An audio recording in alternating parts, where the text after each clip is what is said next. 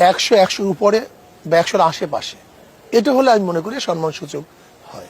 সেটা না হলে কি জোট আপনারা আলাদা থাকবেন? না, যদি সেটা না হয়, সেটা হবে না কেন? মানুষের স্বভাব চেঞ্জ হওয়া বড় কঠিন। আমি আগেই আপনাদেরকে বলেছিলাম না যে এই লোক থাকলে হয় জোট নষ্ট হবে, আর না হয় জোট হলেও জামাতে ইসলাম সরকার গঠন করতে পারবে না। ভোট তাদের 3%, সেই হিসাব করলে এনসিপি যদি 30টা সিট পায়, এদের পাওয়ার কথা হচ্ছে 10টা। এরপরেও জামাতে ইসলাম তাদেরকে 40টা দিয়েছে, এরপরেও মন ভরছে না। দেখেন 100টা আসন দাবি করে বসে আছে।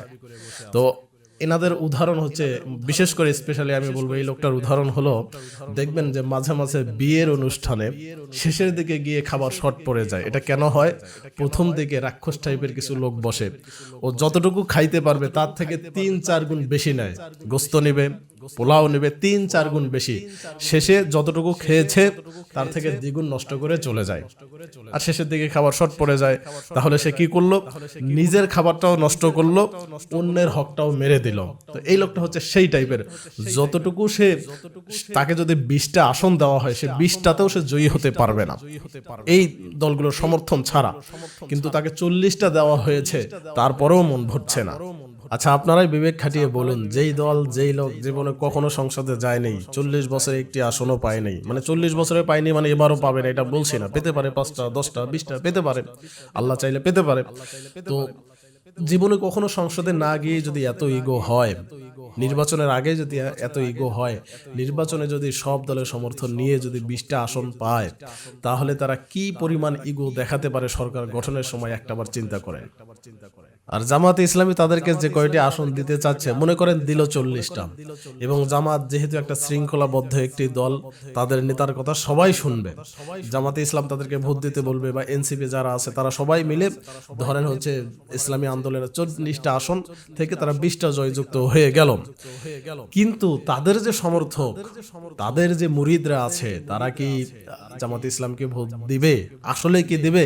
কেন সাধারণত আমাদের চোখে দেখা যায় জিনিসটা, বাংলাদেশের অধিকাংশ পীরের মুরিদরা এরা কিছুটা একটু মূর্খ টাইপের হয়, অন্ধভক্ত হয়। অর্থাৎ পীর যেটা বলে সেটা যদি মিথ্যাও হয়, সেটাকেই তারা মনে প্রাণে বিশ্বাস করে, সেটাকেই তারা মেনে নেয়।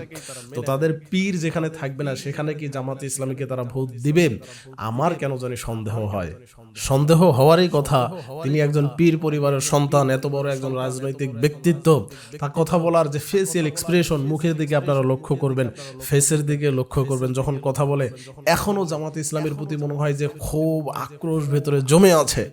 এখনো তার কথা বলার এক্সপ্রেশন, মুখের দিকে তাকাবেন যে কি অহংকার, গর্ব নিয়ে যে কথা বলছে।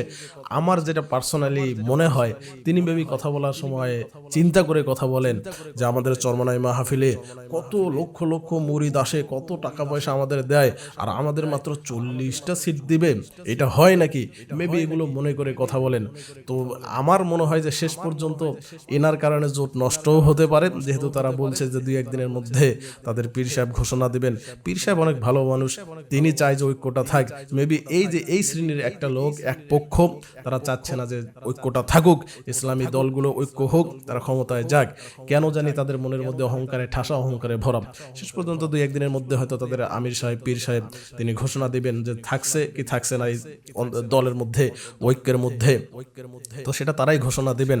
তো আমার মনে হয় যে শেষ পর্যন্ত এই লোকের কারণে জোট নষ্টও হতে পারে, এবং সরকার গঠন করতে গিয়ে এই লোকের কারণে ঝামেলাতেও পড়তে হতে পারে, এটা আমার বিশ্বাস।